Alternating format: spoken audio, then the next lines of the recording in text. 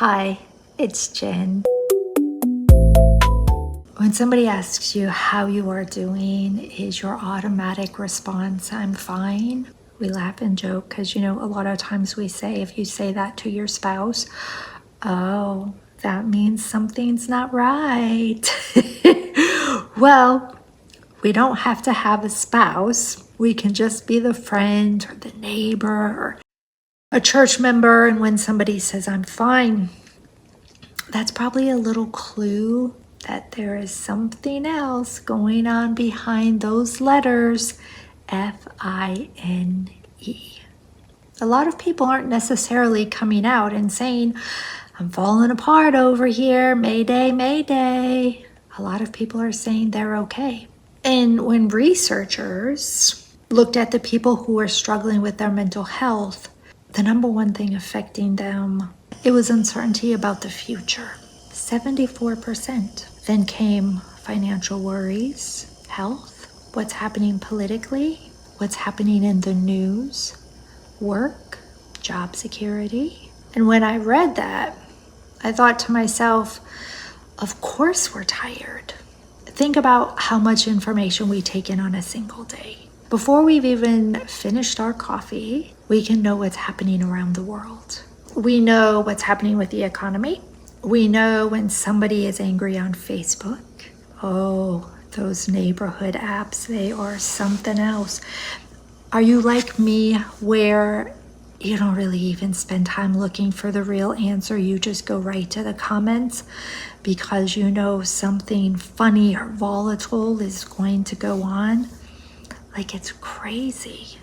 We know when somebody is sick. We know when they lost their job, when their marriage ended. There's another breaking news alert. And then we're expected to close our phone and just go make dinner. And if you saw one of my previous videos, you know that when I have to make dinner that day, it shifts my mood. I go from great to I'm fine. Truth. Anyway, that's a lot, guys. That is a lot for us to handle as women and men.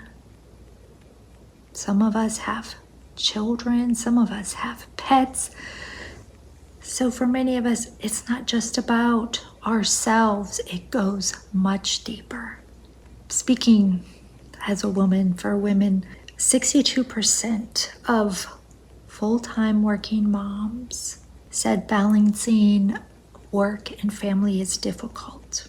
And this statistic really got me. 67% of those moms said they don't have time to just relax. In fact, I met with a lady today and we had coffee, and her son is now in preschool and she's really excited about that. She started scheduling coffees and networking events and lunches.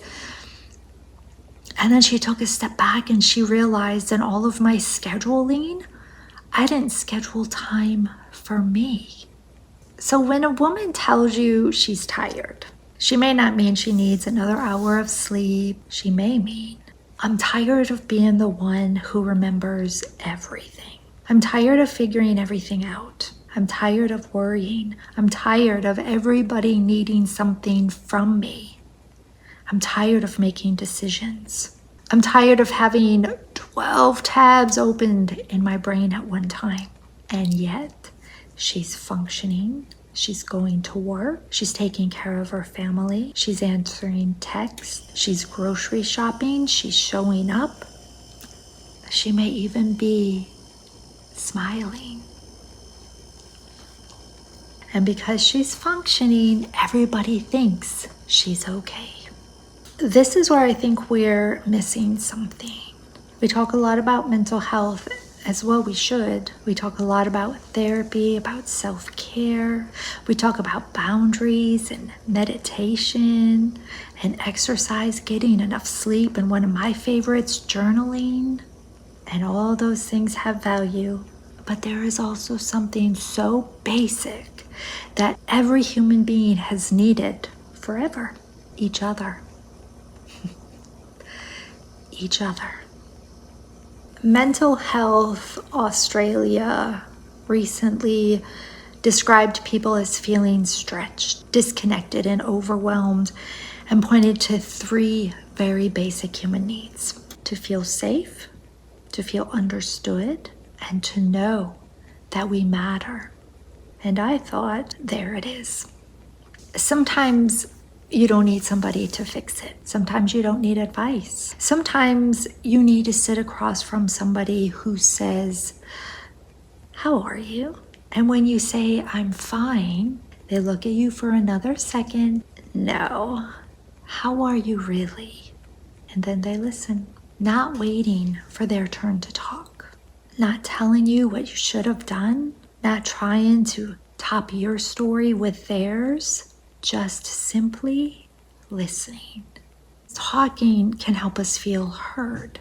Now that sounds so simple, but I don't think it is. I think being heard has become rare, and I've had the honor of being in this space for 5 years now and talking with numerous women, but also having the opportunity to stand back and really examine my own life. Maybe the message we need to hear right now isn't you need to get stronger.